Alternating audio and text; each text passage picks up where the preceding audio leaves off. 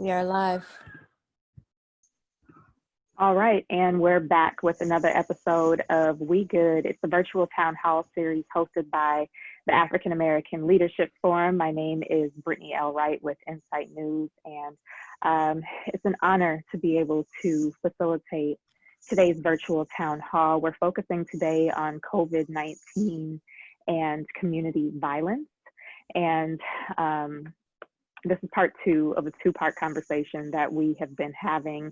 Before we get into it and I introduce our panelists, I first want to thank, on behalf of the African American Leadership Forum, the Minneapolis Foundation, our sponsor, as well as North Point Health and Wellness and Children's Minnesota, who all came together to sponsor and make this town hall possible. I also want to say thank you to our partner organizations, which include North Point Health and Wellness, Children's Minnesota, and Insight News, as well as the Spokesman Reporter and Minnesota Community Care. As I mentioned, this is the second part of a two-part series focusing on COVID-19 and community violence. Later on in the panel, we will be joined by the Chief of Police, Chief Rondo, but for now, I want to introduce the panelists that are here. And normally I just say good morning to every panelist and I say your name and your organization or how you're representing. But today I want to do things differently, just recognizing what's been happening in our community, recognizing what's been happening in our world. This is called the We Good virtual town hall. And so I don't want to ask if you're good because I don't think that's sufficient, but I'd like to genuinely start as I introduce each panelist and ask you, how is your spirit? How are you doing today? So up first is Miss Adriene Thornton, who is a nurse and infection preventionist with Children's Minnesota.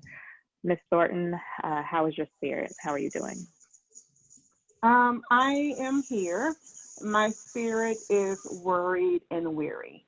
You know, I am the mother of 3 Black sons, and my youngest is a special needs person, and he is not able to articulate or communicate with others very well. It takes a lot to understand him.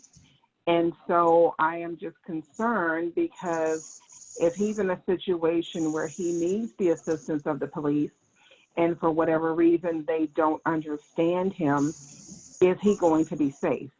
You know, and I don't want to keep him in a bubble and keep him home all the time. He is 26. He wants to be more independent. However, there is that fear that if I let him out into the public on his own and he needs assistance, you know, maybe someone misunderstands his intentions or his actions and they call the police. And I am just in fear of his life and the lives of my other sons, as well as my nephews. I have several Black men who are my nephews, and I am just worried for them because, you know, anything could happen to them at any time. And that is a great concern. So my soul is weary and restless, and I am more worried now than I have ever been in all of my life about my family. Absolutely. That worry as a parent is something that we're going to talk about more in this town hall, but thank you for being transparent about that. I want to introduce our next panelist, Reverend McAfee, who is the pastor of New Salem Baptist Church. Reverend McAfee, how is your spirit today? Oh, great. Feeling good? Oh, yeah, without a doubt. Without a doubt. All right, well, thank you for being here. Up next, I'd like to introduce Mr. Melvin Carter, Jr., who is a former police officer and a published author, a vet and a beloved member of our community. Mr. Carter, how's your spirit today? Kind of rattled, you know, as far as I'm concerned, I'm well, but on behalf of others, I'm rattled. And I just left what I do is I work with youth in a context called Save Our Sons, which I think is very significant in terms of what we're talking about today. I just left a young man in a session who's been involved in the system. And I mean, what's even scary to me, I'm thinking back when I used to watch horror movies and science fiction movies, which I haven't watched in years. But there used to be a movie called a science fiction movie called The Body Snatchers. And it's kind of part horror movie and part science fiction. And the theme of this thing was, if you went to sleep, if your body went to sleep, you were then invaded by some force from outer space or something.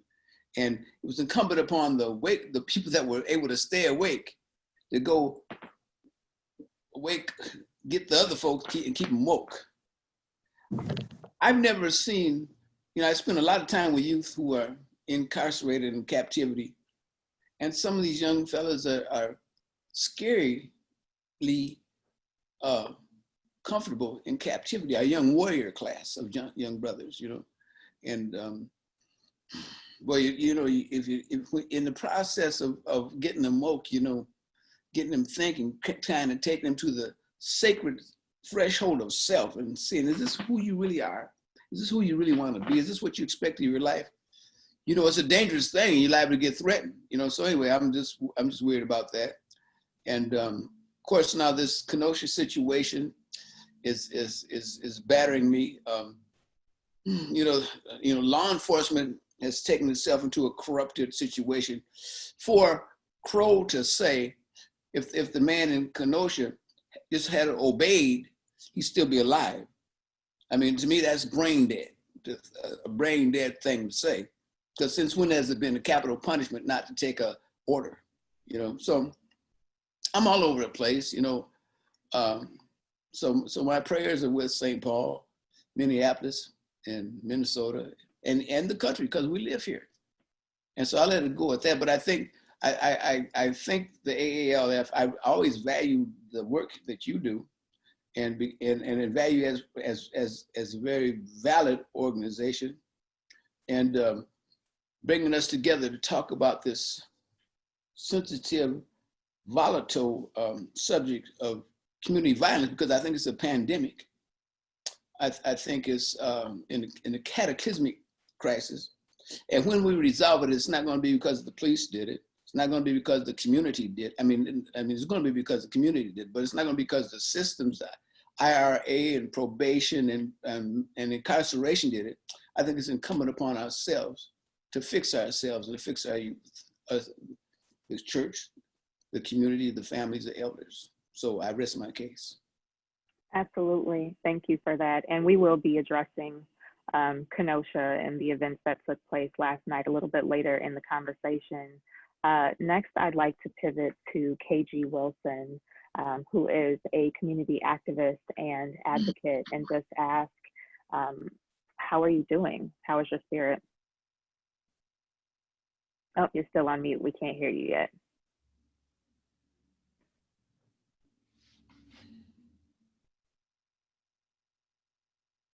There we go. I'm good. Doing good. Anything else you want to share before we open up, just about how you're feeling about everything that's happened over the past week?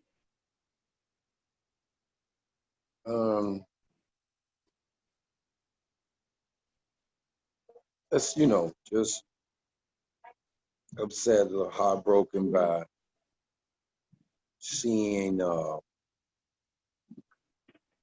my young people who continue to shoot and kill, and cause hurt and pain to the families. Especially when it's not like they don't have positive role models in their community. There's plenty of us out here who continue for years. Most of the youth that we'll see are doing this violence are probably from the ages of 14 to maybe, maybe 21. And so you look at brothers like Pastor McAfee, who have been doing what he's been doing all of their lives. I've been doing this 17 years. I just saw my dear brother over at St. Paul, who's been doing it all of their lives and also working with youth. So it's not like they just don't have, it's like they refuse to choose to follow the positive wisdom of those who are out here trying to show them the way.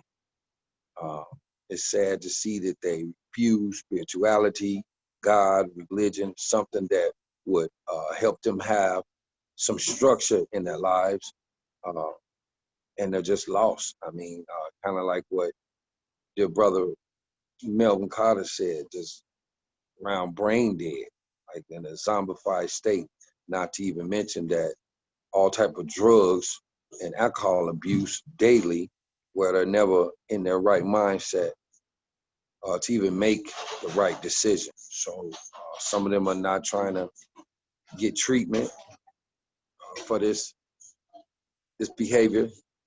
And so we continue to see what we're seeing out here, and it's heartbreaking, terrifying to some, and has just been going on far too long. So yeah, as for me, my spirit is good. I got God in my life. I allowed him to turn my life around 17 years ago. And so I've been better since and stronger since. And he placed me back out here to try to be that vessel and one of the voices to try to reach some of the youth that are out here today who have been misinformed by misinformed people who have been misinformed.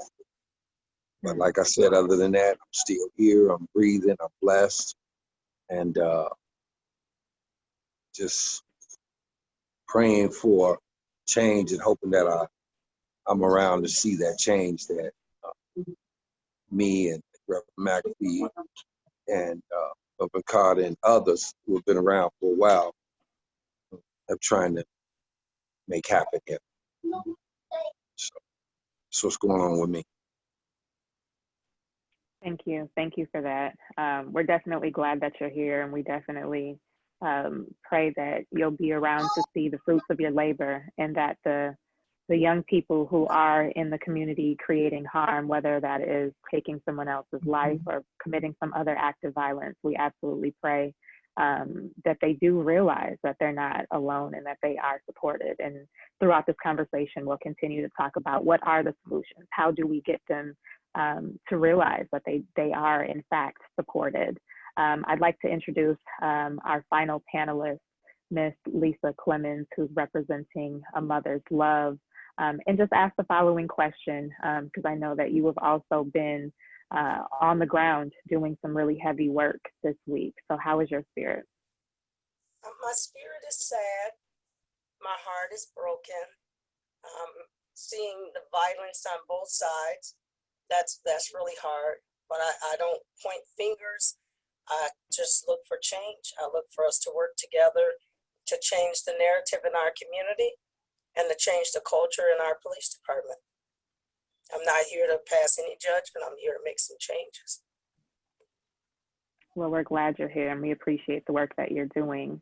To open up this conversation, of course, this is COVID-19 and gun violence. I think when we do the check-in, we're all speaking to the issues that are happening around race and public safety, as well as community violence. But there's also a global pandemic happening that is undoubtedly impacting the way that we all show up in community, and impacting our ability to feel safe and provide for our families, garner the resources that we need, et cetera.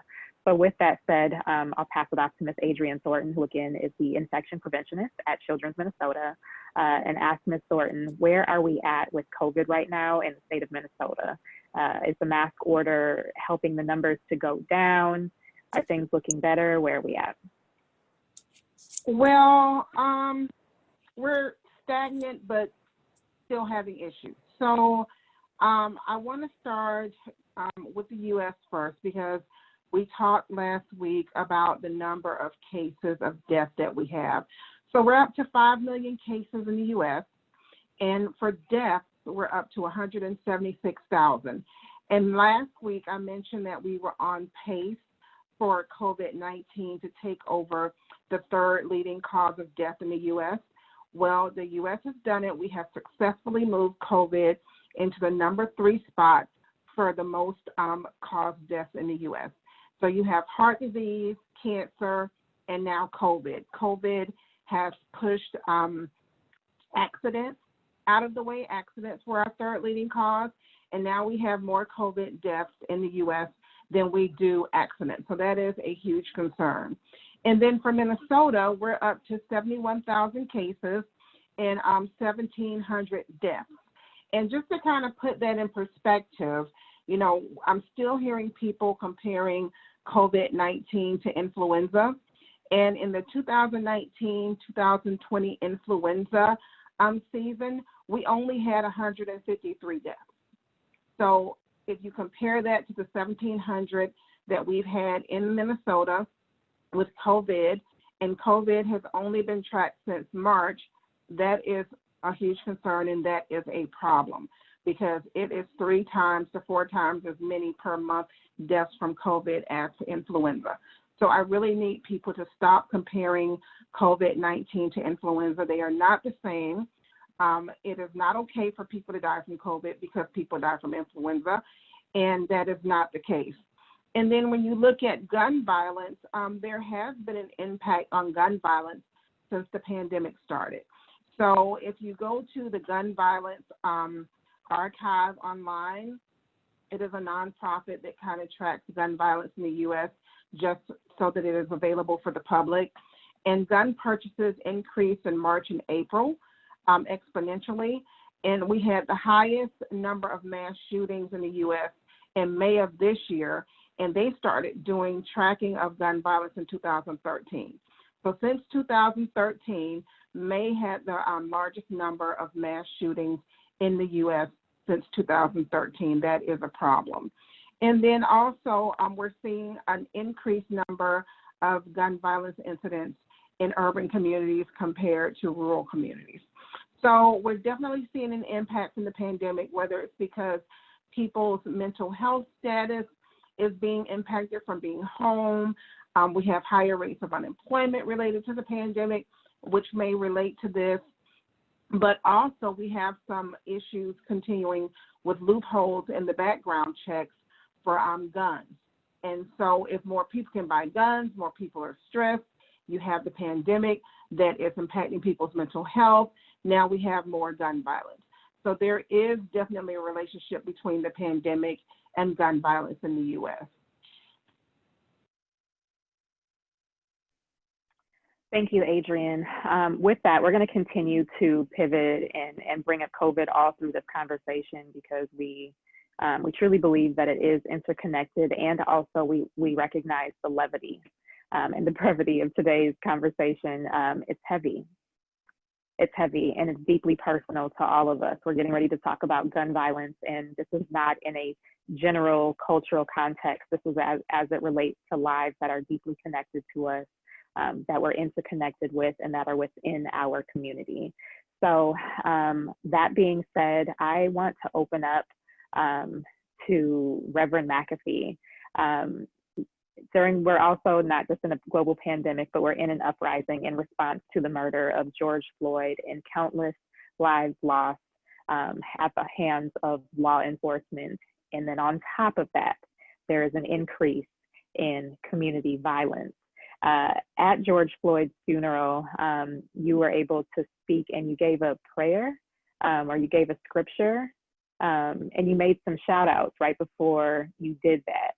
And I think a lot of people don't understand that you have a very unique position in community, not just as a man of faith, but you're deeply connected to people who are in gangs and street culture, and you have a way of connecting with people that isn't traditional, but is deeply effective. So please speak to your relationships with members of gang culture and how you're able to remain connected to your community.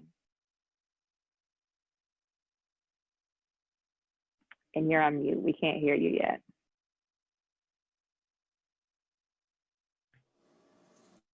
There we go. How's that? Okay. Perfect. Thank you. Let me first say to my sister earlier in reference to gun purchases, because she is certainly accurate. However, the people that create much of the chaos in our community, they don't go through gun stores legally anyway. Those guns have more than likely either been illegally purchased or someone that they know purchased them for them. If you follow the trend of violence, and I know Brooke Carter and KG and Lisa and them recognize this. It goes in cycles. You could have a few good years and then boom, it just explodes.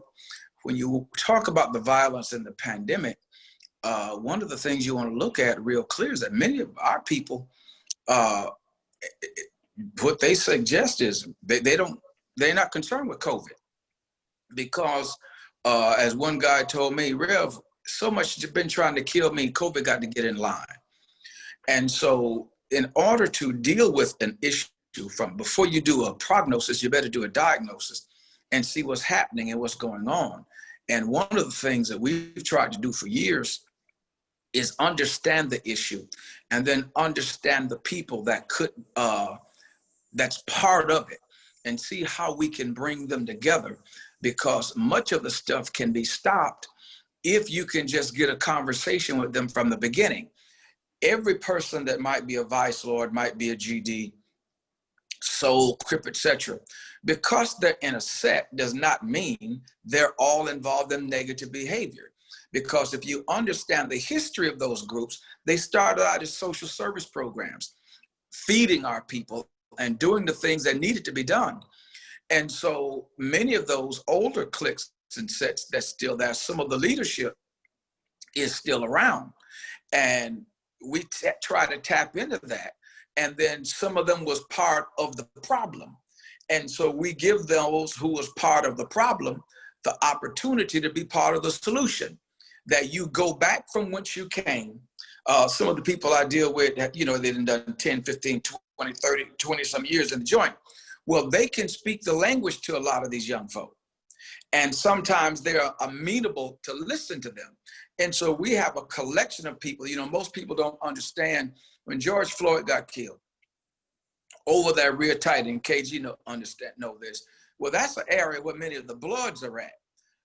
And so we just talk with them about one, you know, trying to make sure you're watching everything, trying to keep all the violence and stuff down. Over north, we got it with many of the people that we could from the different sets, you know, GDs, vice lords, etc. Sit down, rotate. All of us got together on trying to make sure that we could keep this thing down. And KG, you're absolutely right, because many of the people that's doing some of this stuff now, I would go younger than 14. If you remember just the other day, the boy who killed 2 people and shot another, that boy was 19 years old. When you got a people who've lost hope, when you cannot see yourself out of your dilemma, you're subject to do anything. And so what we try to do is intervene and try to give them a process of working some stuff out before that's gunplay. I'll say this and I'll hush. All of this stuff, from the shooting on Morgan, KG, the other day, you know, a couple months ago when Lori got shot, even to the one on yesterday with the young lady, all of that stuff is interconnected to the shooting a couple years ago.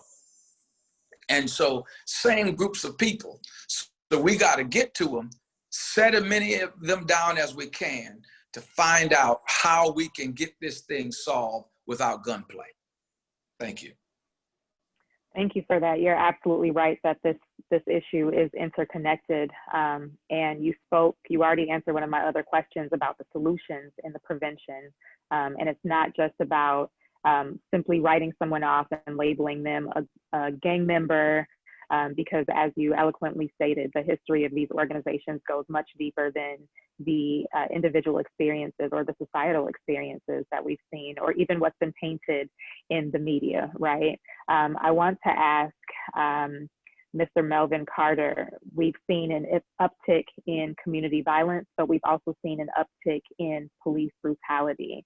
As a former police officer, do you feel like there's a correlation between the two? If so, why? And if not, why do you think we're seeing these upticks? And you're on mute. We can't quite hear you yet. That's a multi-layered question, you know. Yeah, to tell you the truth, I really wasn't ready for that question. I mean, violence begets violence, and you know, I mean, where do you start? You got me burning wood here now, because because you know,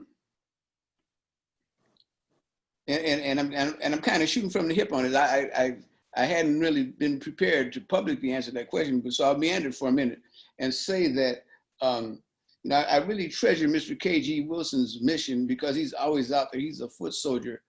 I consider him a peacemonger, and you know, I think that we the community have to resolve this crisis and help our children, our youth. To me, it's a nightmare, the violence, the fatal violence our youth are enacting upon one another. You know,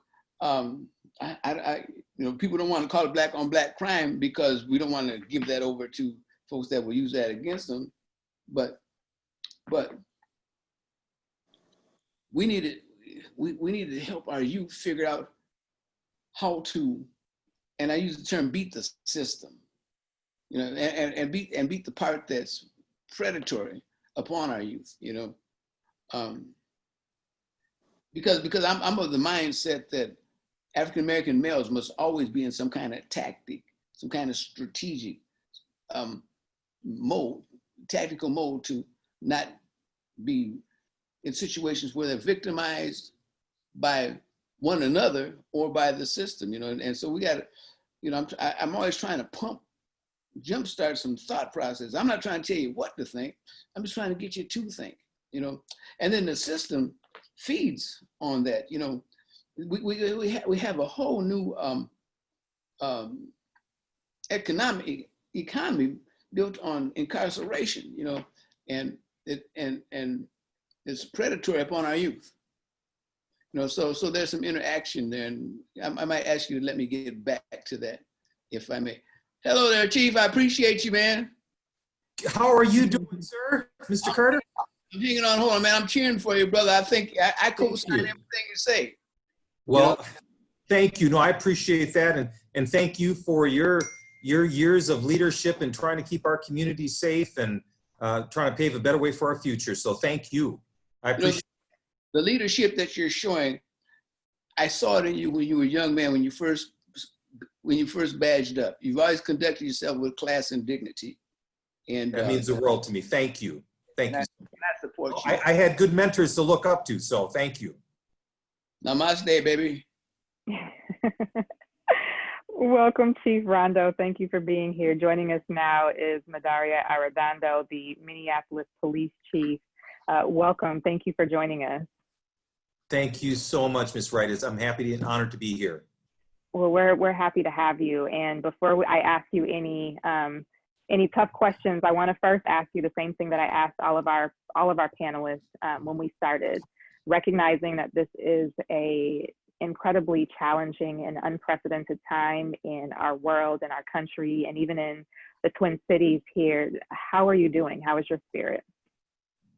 Thank you for asking that. And so, you know, my spirit remains strong. It remains hopeful, and a lot of that, quite frankly, is our communities. Our communities have obviously have been enduring and living through and surviving through a pandemic. Obviously, it's impacted our children. We unfortunately are experiencing a rise in violent crime in the city of Minneapolis. And yet I see neighbors and family members looking after each other and taking protection of their communities as well. And so, again, I've got Mr. Carter, who I've known for many years, and seen his leadership, and that he still, even when he deserves to just have a nice, peaceful retirement, he is still committed to helping his communities. And so, and even bringing us together, Ms. Wright, in these forums to have real important conversations. That inspires me, and so my spirit is good. Thank you. Good, thank you. Thank you for being here. So I want to go ahead and ask you the same question that I asked Mr. Carter. We talked about the fact that there's been an uptick in community violence. And what we're also seeing is, as a nation, there's been an uptick in violence in terms of state-sanctioned violence, police brutality. Do you believe that there is a correlation between the two? If yes, no. If why, no. And then we'll go from there. Yeah, it's a good question. So one, you're absolutely right. We have seen in Minneapolis, unfortunately, our violent crime and all those key indicators and areas, homicides are up. Sadly, we recently just had the murder of a beautiful 17-year-old female who is now not with us, no longer with us. And we've had other females who have been shot and killed by wounded by gun violence this year. Homicides, we've had more than 300 community members who've been shot and wounded by gun violence this year. These are all over 5-year highs. We know that there are plenty of guns out in the street. And so we also, by the way, we're seeing cities experiencing this across this country as well. The preliminary data that we have shows that crime has spiked in those areas since May 25th, Mr. Floyd's murder. Again, it's 3 months since that has occurred, so there's not a lot of data after that, but we've seen this in other parts of the country as well. So I don't want to say any definitives on terms of what are some of those factors, but clearly I think that people, perhaps when they're feeling distrust in the systems, when they're having distrust in those forms of government that are meant to protect them, and they feel that those governments have failed them, I think that people naturally are going to react amidst all those other things I talked about, the pandemic and job losses, and so there's all of these kind of a perfect storm that has occurred here in 2020, and I think we're feeling the effects of that. And so I continue to remain hopeful. I know that we are doing a lot to try to prevent the gun violence, where communities are banding together, they're galvanizing.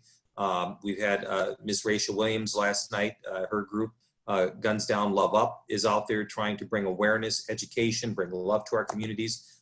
We have other groups out there who are doing the same things, Mother's Love, Mad Dads, a ton of other groups that are preachers, our ministers, are holding spaces to talk about healing and protecting our communities. So that's the path that we need to continue to take. And I'm hoping that we can start to see decreases in this area. Absolutely. I know that you are not at liberty to speak about open cases, and I do want to name that for the public to know that Chief Rondo cannot publicly speak on any case that's open, which does include the murder of George Floyd. Is that correct? That is correct, Ms. Wright, yes. Okay, and so I just want the public to know when we're having this conversation and certain questions are asked or certain questions are not asked. That is the reason why. But I do want to ask you, Chief Rondo, when you mentioned distrust between law enforcement and members of community, and that potentially being a correlation of why we see an uptick in community violence, what work is being done to restore the trust between law enforcement and members of our community, and what work needs to be done so that we can see the trust be rebuilt and restored? So one of the things internally that I think is very important, and it was very important for me to do, is, this is a government institution, but yet every single one of us are human beings, and we took an oath of office and to serve. But I recently changed our oath of office to include that we must be guided in our service and love of our communities through human dignity and human rights. And we must begin to see all of our communities as human beings with that inherent dignity, and we must value them. We must see those that we serve of having value. And so that is key.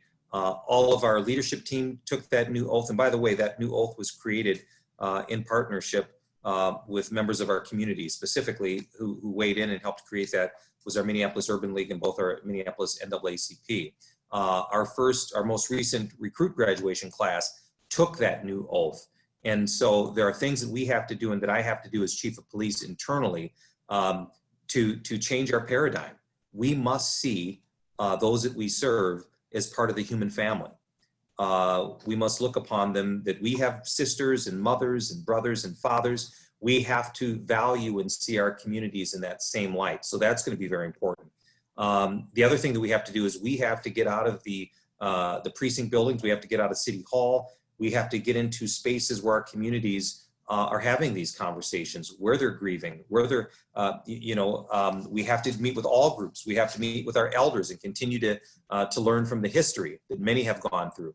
But I will tell you as chief, I've been meeting with some of our young activists. Too often, their voices have been left out of the equation. I think that when we've seen the events that have happened after Mr. Floyd's murder, what we're seeing in Kenosha right now as we speak, there's a groundswell of young people demanding to be heard, and not only demanding to be heard, but they want the changes that they seek to see and reform. They want those to be real. And so those are some of the areas and some of the ways that we need to, certainly that I see as a department, that we need to continue to move forward in terms of trying to build that trust. And that's going to incorporate everything from policies, trainings, data. Data is so very important. Making sure that it's transparent in those ways, processes. But there's going to be a lot of things. There's going to be a lot of tables. We have to make sure that we're at as many of those as possible. But the true reform is going to have to be community driven and community led. Absolutely, thank you. And we have many more questions that are either coming from community or that have been put together through our community production team. But really quick, I'd like to ask some of our other panelists some questions and make sure that their voices are represented. Up first, I want to ask Ms. Lisa Clemons. You run a Mother's Love initiative. I want to make sure that people know about your organization and what it is that you do. Can you speak to the work that you're doing to help support victims of gun violence as well as to help prevent it? Gun violence is what we prioritize. Yours is echoing.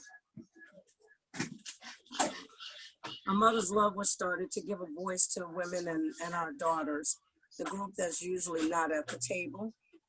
So we started this organization in 2014, and it was really hard to get it off the ground because people tend to see our Black men and our Black sons and not see us. And I think they often forget that we are mothers of Black daughters and Black sons. So we don't want to be put above our men, but we do want our voices to be heard and to have a seat at all tables. So the first time that we were able to actually get out in the street, and I'm very grateful for this, was through Deputy Chief Art Knight of the Minneapolis Police Department. He brought us in to address issues with young women in downtown Minneapolis, and we've been doing outreach and crime victims responses ever since. So that's been the last 2.5 to 3 years. So community violence is our priority. Thank you. And you bring us a great point about women and girls being left out of the narrative when we talk about gun violence, when we talk about police brutality. And we have, just as we have George Floyd, we have Breonna Taylor, we've had Sandra Bland. There was a young woman in community who was killed just yesterday, who was not only a young teenager herself, but also a young mother. When we see these things happening, regardless of age, regardless of how people identify and their gender expression, it seems like no one is immune, right? So what is it that we can tell as mothers, as parents, as community leaders to our young people about how to remain safe, but also how not to commit community violence? I often find it strange when I hear people say, I have to tell my son what to do in case he is accosted by a police officer. I'm always struck that you don't give that same message to them for violence in the community, which they have a greater chance of being harmed in the community. So we want that message to be given about both. But we also want people to understand that we can't change the culture of a community any faster than the chief can change a culture in the Minneapolis Police Department. The effort has to be happening at the exact same time. And that's what's not happening in Minneapolis. when we, those of us who are boots on the ground and up close and personal, like Reverend McAfee has been for years, when we say this is what needs to happen in our community, that falls on deaf ears because the focus is only on blue. And while the focus stays on blue, Black continues to die by Black hands in their very young community. So we see change as having more time to address the issues in our community. Right now, when we're boots on the ground, we bring people to Pastor McAfee's church. I mean, I think every boots on the ground in the community calls Pastor McAfee when we need some answers. But we have no place to bring them to do anything in the community to start the process of making change in our own narrative. I'm always of the belief that, and I'll say this, I'm always of the belief that there's 3 reforms that have to happen at the same time in order to affect change. That's criminal justice reform, police reform, and community reform. If we're not reforming the community, that means people who are coming out of the prison system are coming right back into the violence that they left, which is the point that Reverend McAfee was making. A lot of the bodies that we see dropping now from the gun violence is old debts that people believe someone needs to pay. So the people are coming out of prison with the same enemies that they went in with, and then they're coming out to settle scores because we didn't reform criminal justice, we didn't reform community, and we didn't reform community. We only paid attention to trying to reform the Minneapolis Police Department, and that's a failure on all sides. Absolutely. You bring up a great point, and that's something that my family has been painfully aware of. We've lost multiple family members to gun violence in North Minneapolis, one of them as recent as 2 months ago, the day of George Floyd's funeral. And it's such a interesting dynamic to see us be in an uprising and us taking to the streets to protest because our Black lives matter. And simultaneously, we are seeing other Black lives taken. And even if we're not condemning the other members in community, there doesn't seem to be as much of a public outcry when the perpetrator of violence is someone who looks like us. What is a mother's love doing? And this can be answered by you, Ms. Clemons, or by KG Wilson. What is a mother's love doing and other members in community to make sure that those other victims of gun violence don't get forgotten about? Well, I'll let KG answer his part, but I can say this to you right now. Mother's Love is pushing for an at-risk youth center combined with an African-American museum in North Minneapolis. Through COVID CARES Act, they gave $150 billion to the city, the state, and the county to amongst the 3 of those agencies to use in the community by the end of the year. But what they failed to do was give any of those funds to the African-American community to start the work of reform in our community. The county and the city and the school board, they want to come in and put shelters, temporary shelters in. We are not opposed to housing our people, but we are opposed when you're not looking at the bigger picture, which involves the violence with guns in the very area that you're trying to put a temporary shelter. We need to make sure when we say temporary, we understand what that means. So we believe that we need a space to bring our young people to change their narrative, not standing on a street corner having a 20-minute conversation with them, not going to have a meal at McDonald's. We need a space that they can call their own, a safe space in our community to start the process of that change. So that's what we're pushing an initiative at the Gordon Center to have an at-risk youth center and the African American Museum put in that space. We want to rebuild a sense of pride. Absolutely, it's incredibly important. And thank you for that work. KG, did you want to respond to that in terms of why there is selective response when it comes to community violence?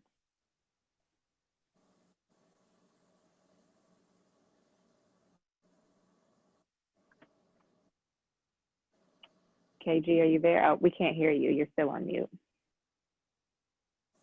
You hear me now? Yes. Okay. For a long time now, I have seen like less of a response for what I see as black on black violence. I have seen innocent children in the black community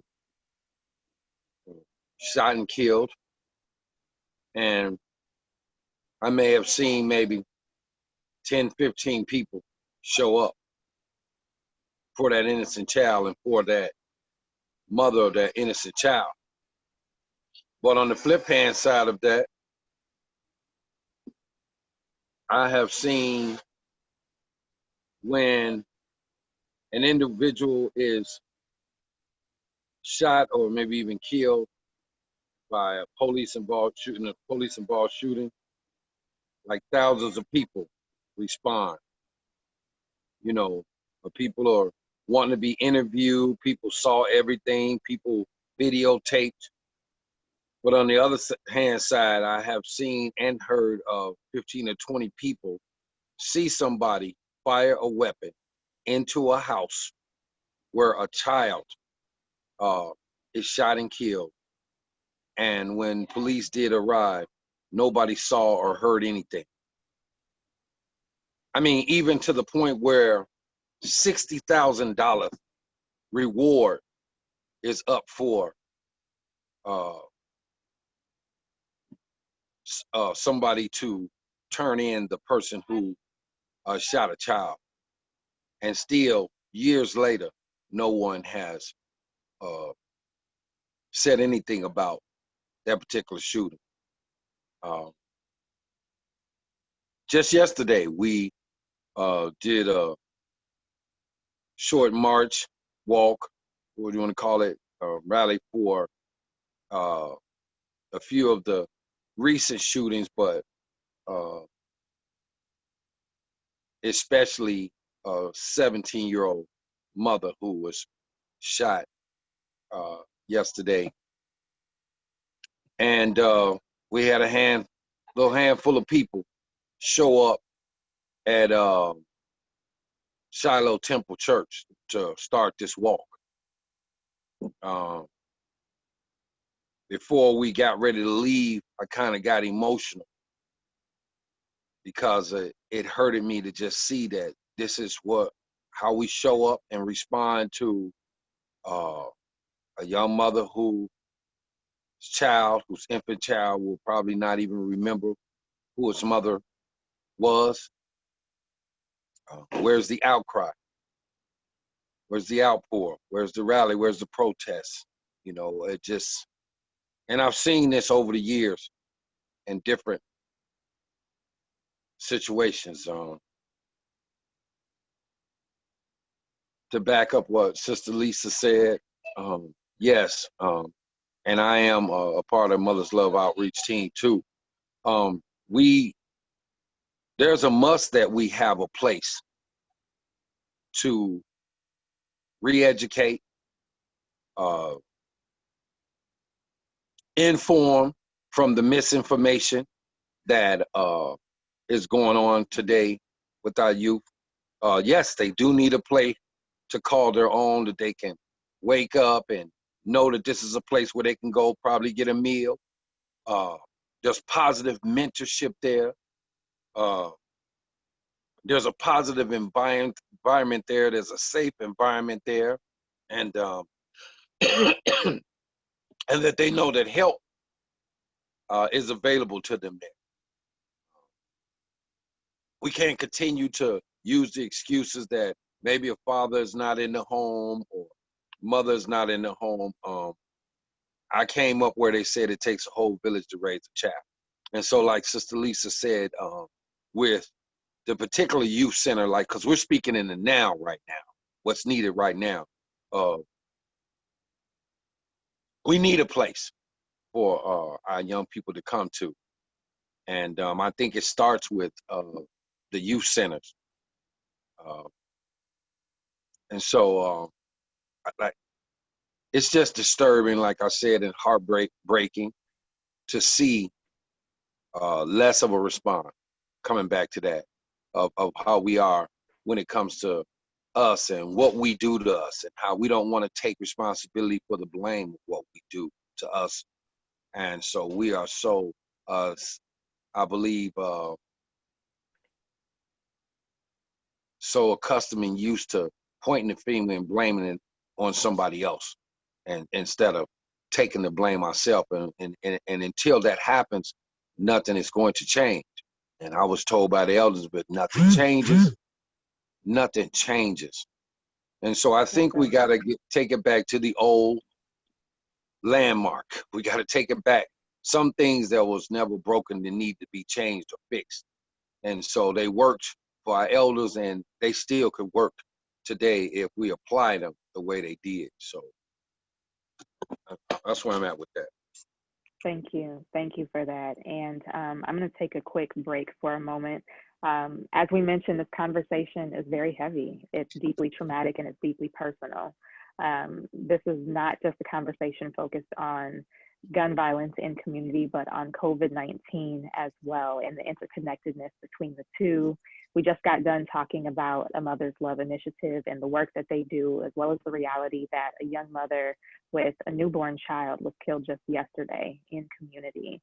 As it relates to COVID and the ways in which we can keep ourselves safe and do the work of mothering, I want to ask Ms. Adriene Thornton, it is also Black Breastfeeding Week, something that we can celebrate and be positive about, is the reality that Black women do in fact breastfeed their children. Can you speak to, is breastfeeding a potential way for us to prevent our children from, or our infants from contracting COVID-19 and boosting their immune system? Well, breastfeeding is always the preferred choice because it does boost the children's immune system. In terms of COVID-19, it will not necessarily have an impact. And that is because we don't have immunity in anyone's system right now against COVID-19. We have immunity from pertussis and measles and mumps because we have vaccinated for decades against those diseases. And so for mothers that have been fully vaccinated over the years for those diseases, they are able to transfer some of that immunity to their children naturally through childbirth and breastfeeding. We don't have immunity built up against COVID-19. So until we're able to get a vaccine that is effective against COVID-19 and we start to build up the immunity in our systems, breastfeeding is still wonderful. Everyone should do it if they're able, but it will not necessarily help in our fight against COVID-19, unfortunately. But it is a wonderful opportunity to bond with your child and make that mother-child connection that helps children to grow up to be more positive in the way they address the world and the way they see themselves. And so, of course, breastfeeding, yes, help against COVID-19, unfortunately not at this time. Got it. Thank you. And I also saw that the Red Cross was asking people who have contracted COVID and gotten over it to donate blood. What is the purpose of this? How is that going to help other people in preventing COVID? So for people who have already had COVID, they can carry the antibodies against COVID for up to 90 days. Right now, the studies are showing that for up to 90 days, they continue to carry immunity against COVID. And so we're able to transfer the plasma that they have that has the antibodies against COVID. It can help people who have COVID to heal faster, heal better. It helps them to build up their immunity so that their bodies can fight against the COVID-19 virus.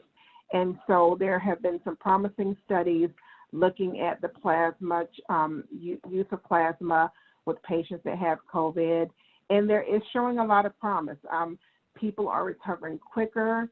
If they are critically ill, some of them are recovering from that critical illness in a much quicker time frame.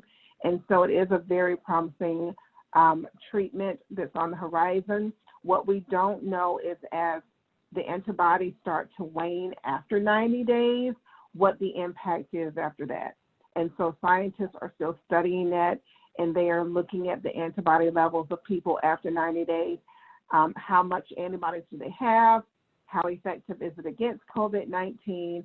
And is this something, and that will help us determine what we need to do with vaccines as well, because if we know that the amount of antibodies in your blood start to wane after 90 days, that will tell us how soon or how often people need to be vaccinated to keep their antibody levels up. Got it. Thank you. Thank you. I want to jump back into our conversation about gun violence and public safety and ask Reverend Jerry McAfee.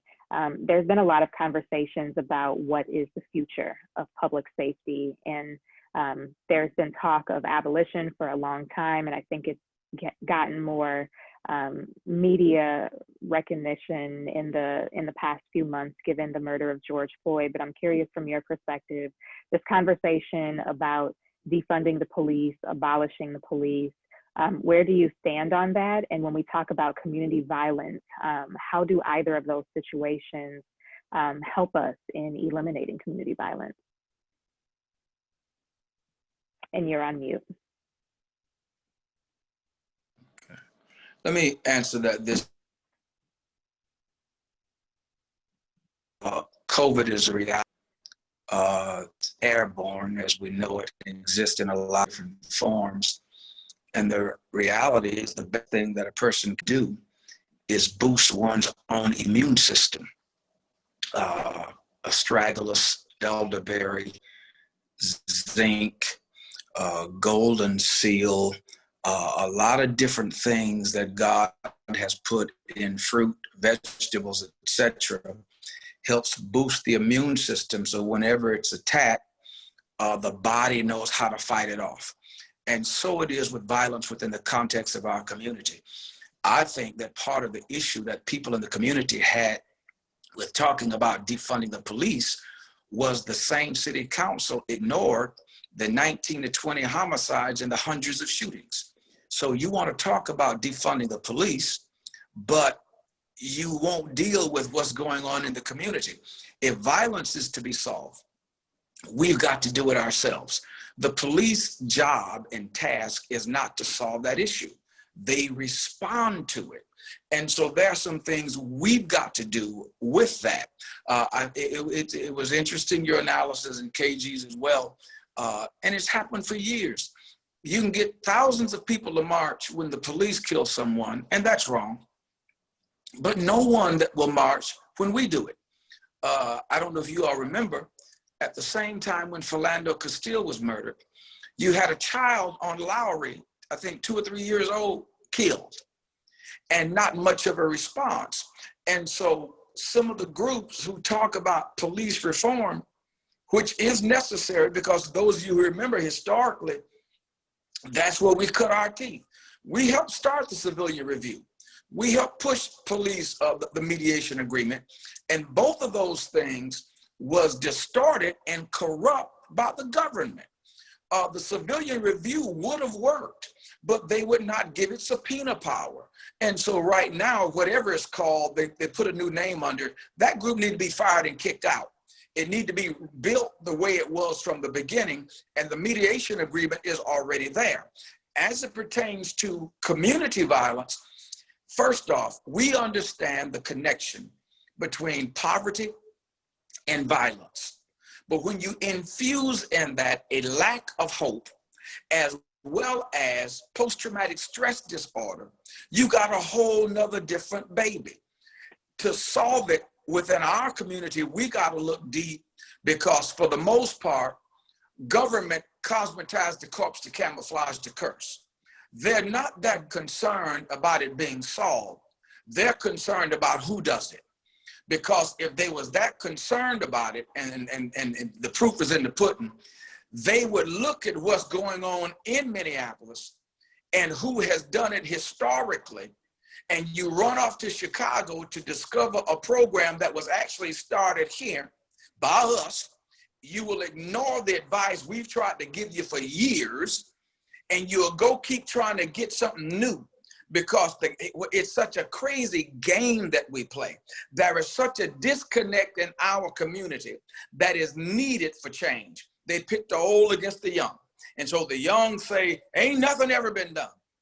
Then some of the old folk don't want to move out the way or help or whatever the baton is. The Bible says this: my people are destroyed for lack of knowledge because they have rejected knowledge. Not that knowledge is not available, we rejected it. And that's what we've done as a people, is to reject the knowledge that's already there. If you put it together, think about this. I probably got a daughter your age. If there's some things that I probably done forgot, I know that you've yet to learn. If you're going to be full and whole, I must be willing to share with you what I know, so you can start not from digging it all up, but starting from where I'm at. And then we can help each other. And we don't do that. I'll say this and I'll hush, then I got to go back to work. We're launching a thing called One Family at a Time, because our belief is that we will change and shift the trajectory of our community one family at a time. So we're asking every family, we need y'all to start getting back together, social distance, whatever you need to do. And when you get with your family members, there are three things we want you to ask them and deal with. One, what's the economic situation? Two, what's the educational situation? And then C, what's their mental state? And wherever the gap is, how then do we utilize city, county, and federal things and church things that's already there to get the family back to good? Because I'm of the opinion that healthy and whole families will solve the issue in our community. You all know historically, y'all being poor is not new for us. Mm-hmm. It's not new. What is new is our level of disdain for what looks in the mirror like us, and how we're so quick to kick our family members to the curb. And KG, listen, y'all know this, some of the stuff that's going on in our community, you can have members of the same family in two different sets coming at each other. And so now the priority of the set, gang, clique, subculture group has taken over the family unit. That's unheard of. And so we got to get that thing back, get the families back on track, and then get our spirits healed, because we are sick in our spirit. Hope deferred maketh the heart sick. When we start doing those things again, joining together, we'll see the light and we'll be able to move forward. Thank you. Well said. Thank you so much for sharing all of that, and for the work that you've been doing, and for your time. We most certainly appreciate it. I want to direct this next question to both Melvin Carter as well as Chief Rondo. And Mr. Carter, I'll ask you first. When we see this increase in community violence, as a former police officer, but also a Black man, what is that like for you to live in that intersection? And what do you think is the actual solution? As Reverend McAfee said, it's the job of law enforcement to respond, but not necessarily to prevent. So what is it like to be in that intersection, and what do you believe is the solution? Well, thank you for asking that question. And to me, to see our children killing each other is the worst nightmare. It's sci-fi, it's a horror flick combined. It's beyond something I could have imagined 40, 50 years ago. Violence in our community, I mean, after school, we go after school and go bare knuckle, and then we settle stuff, and then we'd be friends and go hang out. But this lethal violence is a new thing. You know, I would just like to read something I prepared, and it shouldn't take but like 30 seconds or something. So I ask your permission to read this. This is perspective. The pandemic of shooting youth is a cataclysmic crisis, so much so that we need to declare it a state of emergency. This topic I pray on, I work on, I meditate it all day, every day. Years ago, I wrote a book called Dismantling Gun Violence. Can you see that? Can you see that? And so anyway, I just want to show. I'm not trying to plug myself. I'm just trying to show you where some ideas. Over the past half century, schools have taken on issues such as stranger danger, sex education, drunken driving, fire drills, drug prevention, and even bomb shelters. And you think about the change that the secondhand smoke people, how they've turned the tide, you know. And so there's got to be a way to address this gun pandemic without glorifying guns, and we've got to find it.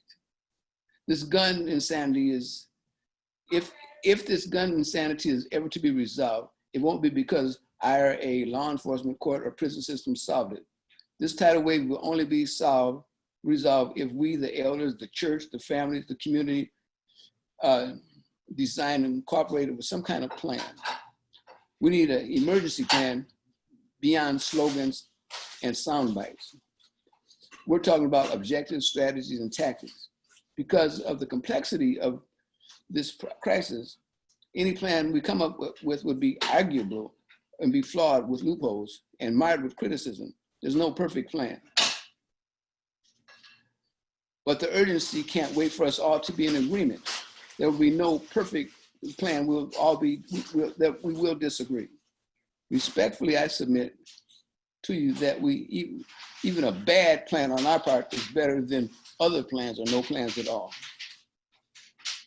By putting our heads together collectively, our collective best, however flawed, it'll be better than anything else out there. So that's something I would like for us to think about. And I do have some ideas if someone would want to join with me in some think tanks beyond today, or maybe however it works out. But I think that we have solved greater problems. We have solved problems even greater than this when you go back in history. There's this fatal violence, this lethal violence is something relatively new. It's not us, and I think we can turn the tide. You know, we talked about, Reverend McAfee talked about poverty in our community, but then throw some drugs in there, throw some guns in there, behind the back without the knowledge or consent of elders. You know, you've got a volatile, perfect storm of violence. You know, and just in closing, I differ a little bit because in the police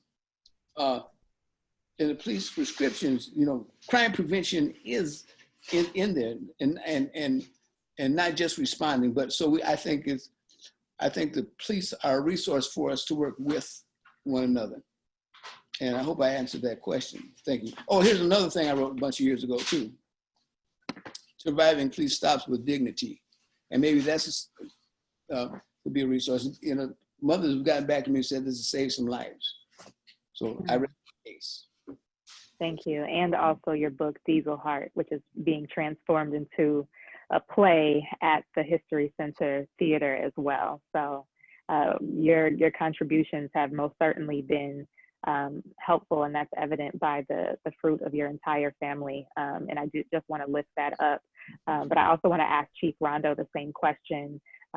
You're an officer, you're the police chief, and you're also a Black man who has also experienced, you know, racism even within the institution that you work within. But how does this impact you to live at this intersection and to see this uptick in violence and people who look like you hurting? Yeah, so I have to agree with the compelling words of my elder, Mr. Carter, and what he just stated. He talked about the different layers of complexities of plans. And there's not going to be a perfect plan, but we have to have at least some plan. And it is painful for me. I will tell you, and the folks on this phone know, whether that's Sarge Lisa Clemons or Mr. KG, if Reverend McAfee's on the line, that when I talk about the 50 homicides, now 51 to date in Minneapolis, when I talk about the 300 plus shootings, the overwhelming majority of those victims are Black people. And many of those are young men, and it's painful as chief, but as an African-American man, it is painful for someone who grew up in this city, in this community, and who had those elders who tried to make sure that we kept our community safe, that the mothers were this very strong and really teachers for all of our children, and taught us self-love. And so it's painful to see that. What Elder Carter said too is that we are sadly mistaken if it is solely just going to be, or if we feel that police are going to help curtail this violence. It is not by accident that we have a Reverend McAfee and Lisa Clemons with Mother's Love and a KG. I've been blessed to know all of them throughout my life. And I believe that it is ordained that they are here at this time as we're experiencing these challenges within our communities, because they have always been about protecting and looking out and having a love for our communities. And I have witnessed them prevent retaliatory attacks. I have gotten calls from them when they have had people that have committed, community members that have committed community violence in our neighborhoods, and they wanted to turn themselves in. They help facilitate that. They're there, and they're not doing it for any applause or accolades. They're there because they love our communities. And so I remain hopeful that as we navigate and go through this time, we will get there, but we will get there not just by police alone. We are going to need the leadership and guidance of Reverend McAfee and Lisa Clemons with Mother's Love, and KG and his ministry work, and others. And so, but it is painful that too many of particularly our young boys and men, think that their lives are disposable. And as Elder Carter said, and you throw in a sense of hopelessness and pandemics, and folks don't have shelter and jobs, that just it compounds that, makes it worse. So we all have to be there to uplift and try to move us forward. Absolutely. And my follow-up question to that is along the same lines. You have this unique intersection of being a part of law enforcement, being our police chief, and also we're in this moment in this uprising where we're continuing to see an increase in police brutality and state-sanctioned violence. So for you to live in that particular intersection and to be the police chief when you're seeing a Black police chief who is seeing, even the situation in Kenosha or any of the situations across the country, what is it like to be in that intersection? And what is the path forward to actually making it stop? It's interesting right now, because I would say that I'm hearing from the younger voices who are actually, they're talking about the sanctioned violence that you've mentioned, and where we need a revolution to put an end to that as we speak. I hear from the elders who are giving historical perspective on what they've experienced throughout the years in the civil rights movement. And everyone, though, is at a point where we talk about the fierce urgency of now. Everyone agrees that something has to change, that this cannot be the new normal for generations to come. And so one thing is for sure in my position as chief, and I've been saying this to the folks in the rank and file of this department, if you think that we are going to remain status quo or stay in this stuck mode of business as usual, you are sadly mistaken. The events that you've described and what has occurred historically in the years past, it is crying out for a demand of change and renewed focus that something has to be better. And it's not just going to be by words. It's not just going to be by policy alone or training. It's got to be a condition of the heart. I talk about how we have to, in this profession, we have to see all that we experience and deal with. We have to see them as part of the human family with that human dignity. Mr. Elder Carter's book about, how do you react through these police stops with your dignity? We have to make sure that that's centered as well. And so, I remain hopeful, but it's going to take everybody, and we got to hear from all of these voices, and we have to have concrete transformational change. Absolutely. One suggestion of transformational change that's become more popular within the media and with our younger activists is the conversation of defunding or abolishing the police. So as the chief of the Minneapolis Police Department, do you feel like we should defund the police?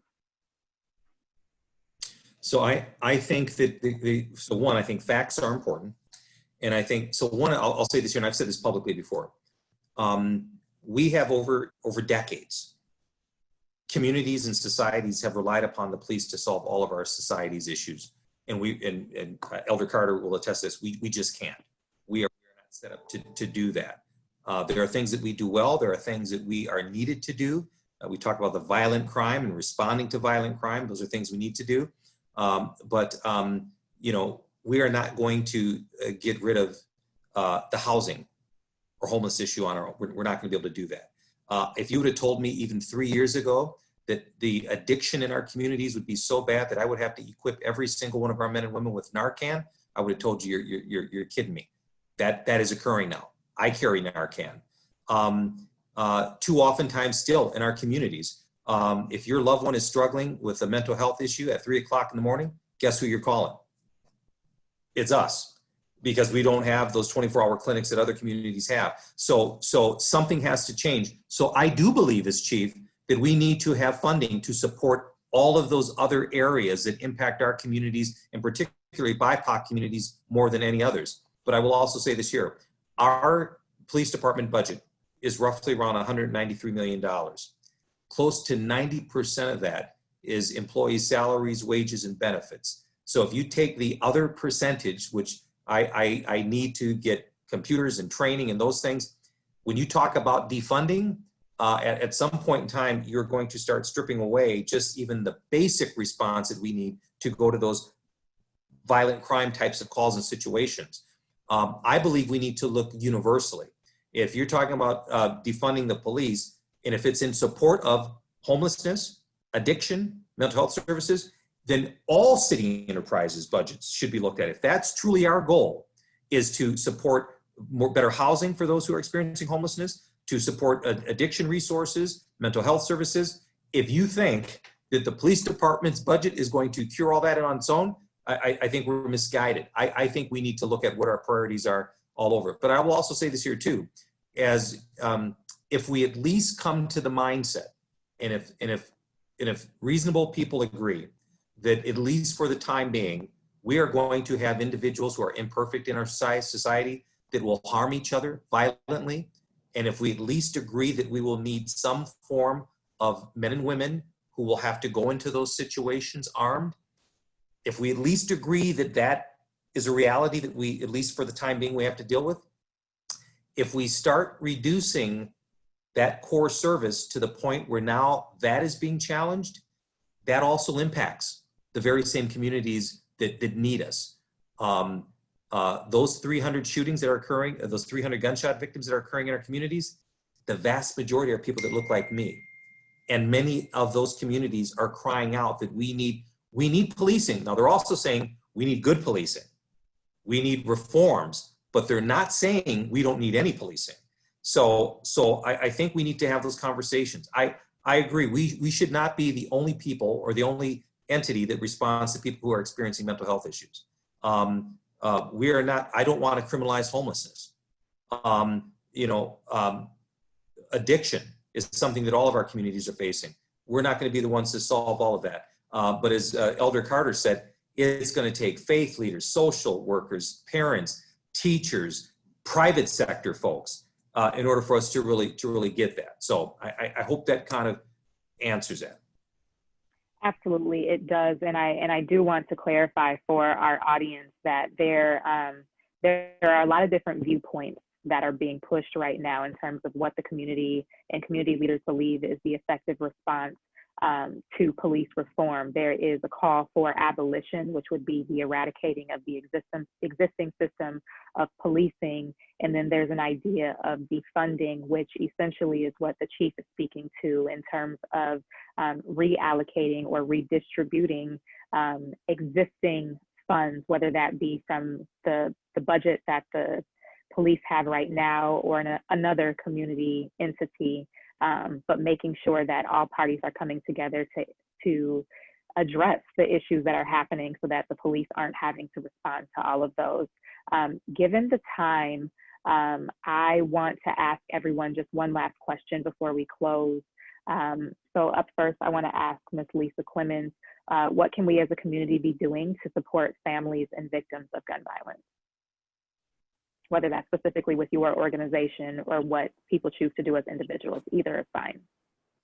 I think we have to stop being afraid to call it what it is.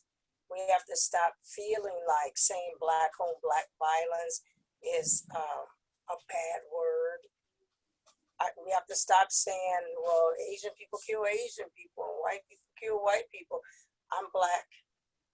My concern right now is Black, and my concern is saving lives in the Black community. So I have absolutely no embarrassment for anything that our young people are doing in our community. I'm not embarrassed by that. We should be embarrassed that we're not stepping up together and uniting to affect some change. Can I just applaud the police chief? I just want to applaud this man of great character, this man of great morals, this man who knows what it takes and what's needed to affect change in the community and in our police department. This man who is not afraid to do that. So I do want to applaud him and tell him I appreciate you, I love you, and I respect you, and I believe in you. Thank you, Ms. Clemons, for that. I'd like to pivot now to KG Wilson. What are your final thoughts? Where do we go from here? And you're on mute. There you go. Oh, no, there we go. I agree with President of Mother's Love and founder of Mother's Love, Lisa Clemons. And I definitely applaud to our chief for the work that he has done and his strength through all of the trials and tribulations that has been going on lately.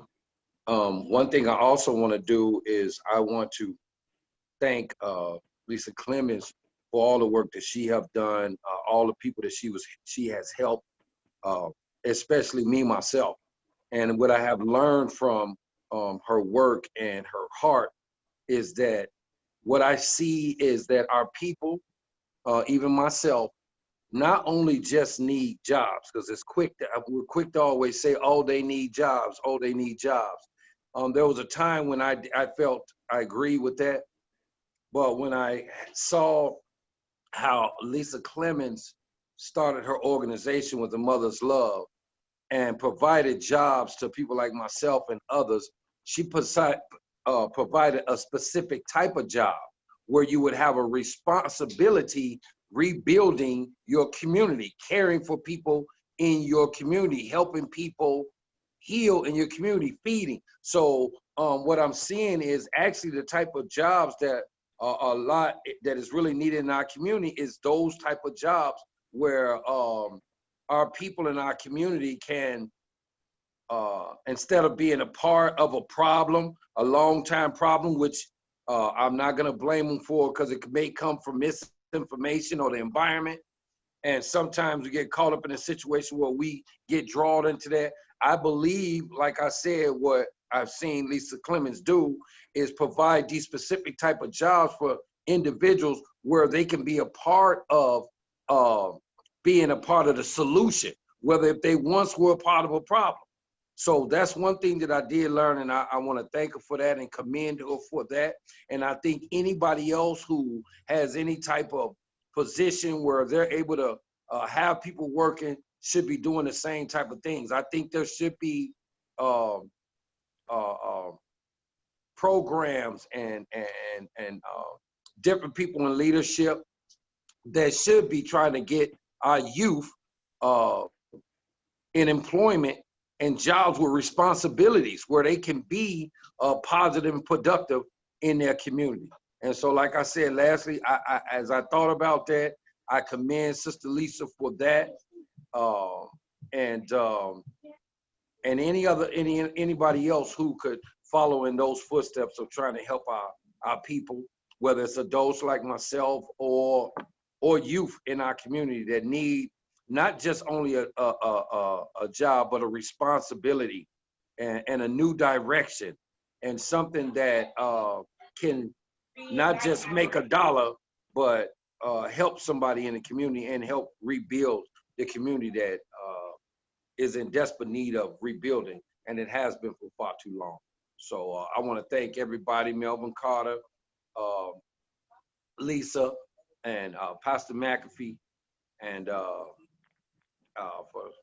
taking time to come and speak the truth here today, because like Sister Lisa said, we hide the truth too much of especially what we do to us. And so we call it what it is. You know, when you call it what it is, you're able to identify with it, and you're able to start working on fixing it and making some change and bringing some healing to a long time hurting community. Thanks. Absolutely. Thank you for that, KG. Thank you for being here. Mr. Carter, I want to ask you quickly before we go, where do we go from here? What are your final thoughts? Well, my thinking is that guns in our community we're saturated with guns in our community. They're beyond the point of saturation. And I think that we need to prepare our children for the time when they come in contact with guns. You know, I mean, beyond some of the other things that we might say. You know, I mean, I always think of kids that live in villages where there's rattlesnakes or cobras. You know, I think they have ways of thinking when they're around an alert system.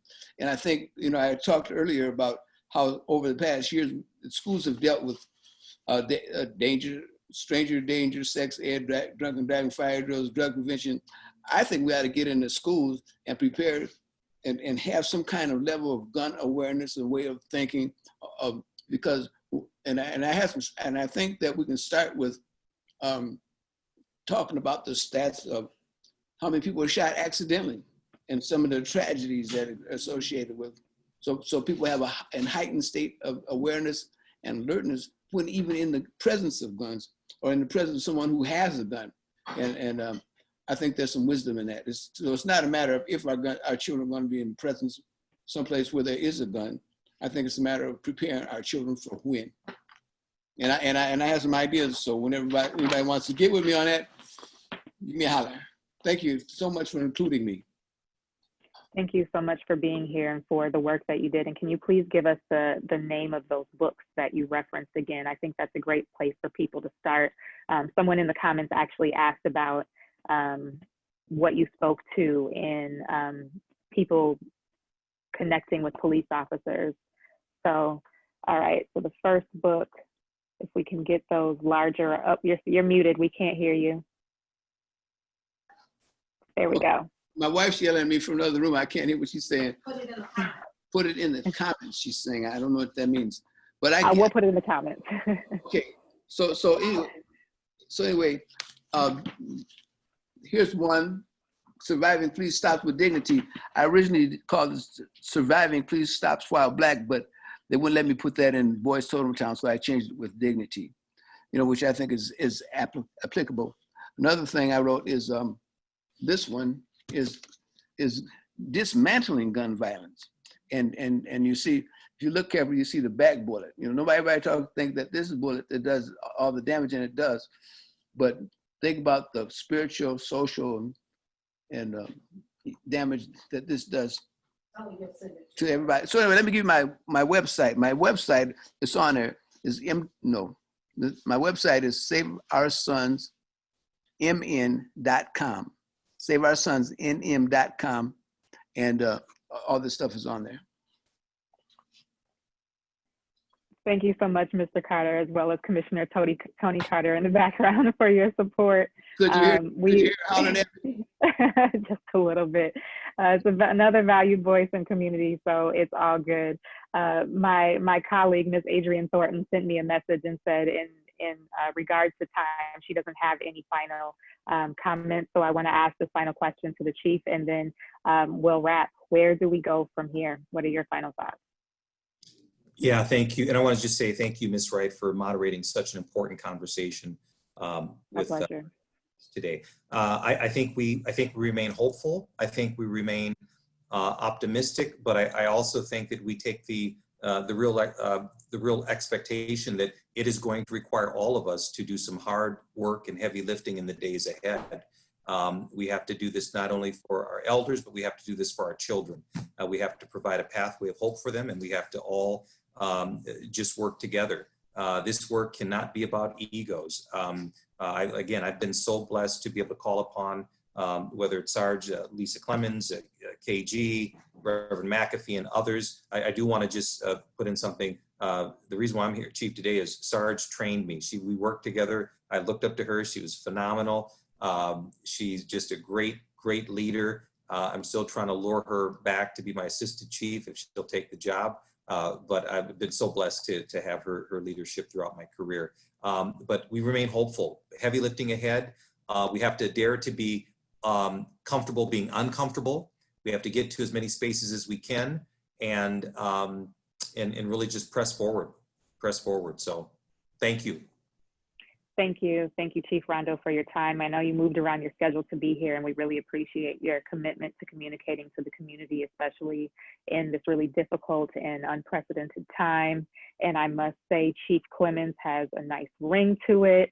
I'm not going to say anything more than that, but I want to thank all of you for your time. Thank you to our audience members for watching, and on behalf of Insight News, as well as the African American Leadership Forum, I want to give a very special thanks to our sponsors, which include the Minneapolis Foundation, North Point Health and Wellness, and Children's Minnesota for making this town hall possible, as well as to our partners, which include North Point, Children's Minnesota, Insight News, Minnesota Spokesman Recorder, and Minnesota Community Care. This has been part 2 of 2-part conversation on COVID-19 and community violence.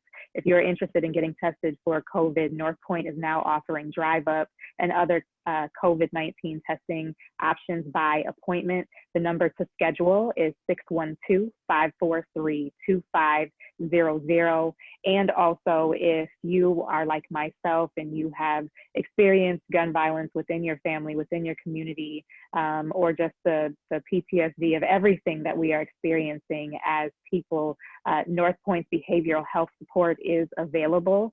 Individuals and families who are facing a lot of stress can get a wide range of services, and you can do so remotely from the comfort of your home thanks to COVID-19. And it doesn't matter what your insurance is, there are sliding fees and payment plans and all types of options so that you can get the mental, emotional, and spiritual support that you need. I ask that you all come back next time, September 9th, for our next virtual town hall, which is going to be on COVID-19 and the corporate responsibility in response to the murder of George Floyd. So we're going to be talking about the allocation of resources and what our corporations can be doing to ensure that our communities are better resourced, which also could help in decreasing community violence.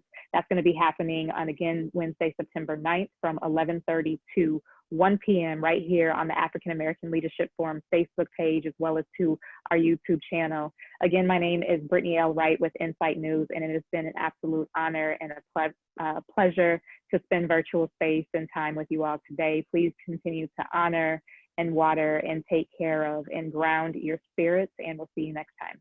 Take care. Bye, panelists. Thank you. Thank you for your time.